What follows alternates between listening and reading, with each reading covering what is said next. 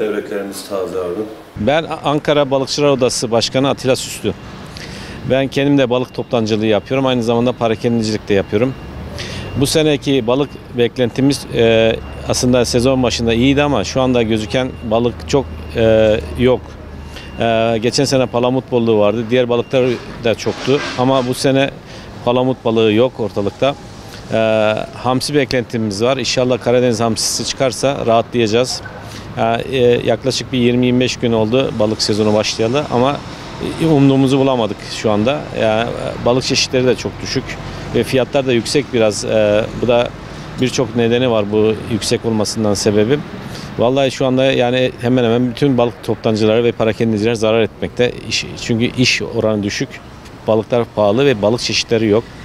İnşallah havalar soğudukça deniz suyu da soğuduğu zaman inşallah balıkçılık olacak diye düşünüyoruz. Vallahi işte balık çeşitleri az ve pahalı.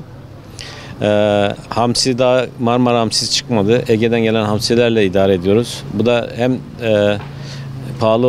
pahalı hem de tadı çok iyi değil. Bundan dolayı da satışlarımız düşük. İnşallah Marmara ve Karadeniz hamsisi çıkarsa rahatlayacağız balıkçılıkta. Bu bir hususta değinmek istiyorum.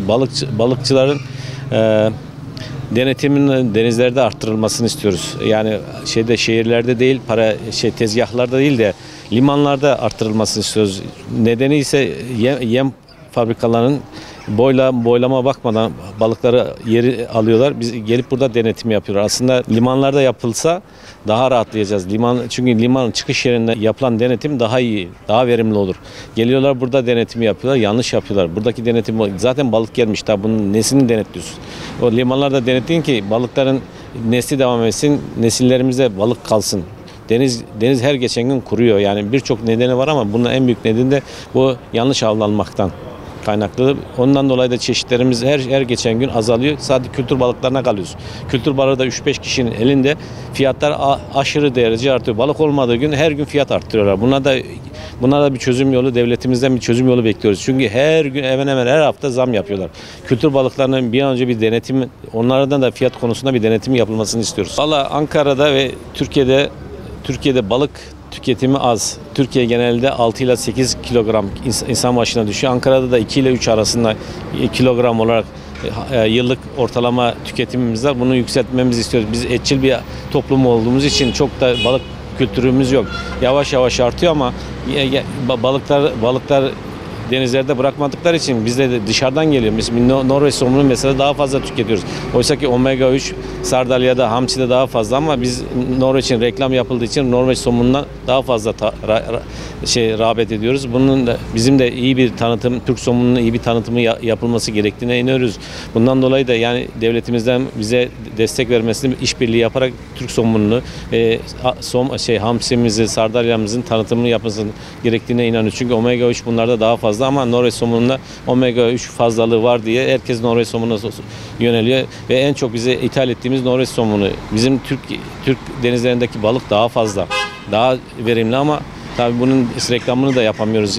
İnşallah devletimizle işbirliği halinde bunu arttıracağız inşallah. Bizim en büyük sorunumuz bir kere denetimin burada yapılması.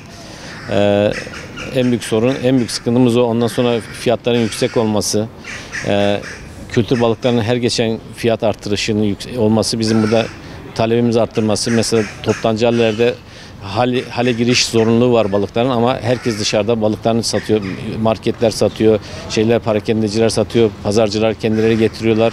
Yani toptancı hale balık girişinin az olmasından kaynaklı bizim satışlarımıza düşüyor. Biz burada rusum ödüyoruz, vergimizi ödüyoruz, nakliyemizi ödüyoruz, otopark ücreti ödüyoruz ama bize onlarla rekabet etme gücümüz azalıyor.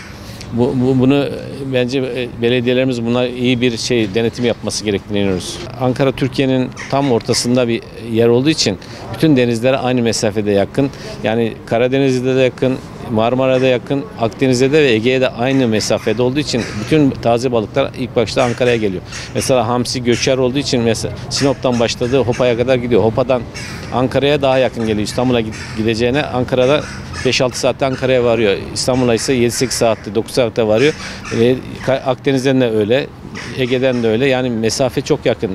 Bütün denizlere tam ortasında olduğu için balık daha taze ve daha hızlı geliyor Ankara'ya. Bundan dolayı da Ankara daha taze balık yiyor. Ki Ankara'da daha taze balık yenir diyorlar. Gerçekten öyle yani. Çünkü denizler hepsine hemen hemen aynı mesafede durduğu için 5-6 saat içerisinde Ankara'ya gelip tezgahlarda da satılacak şeye geliyor, orana, imkanlarına geliyor.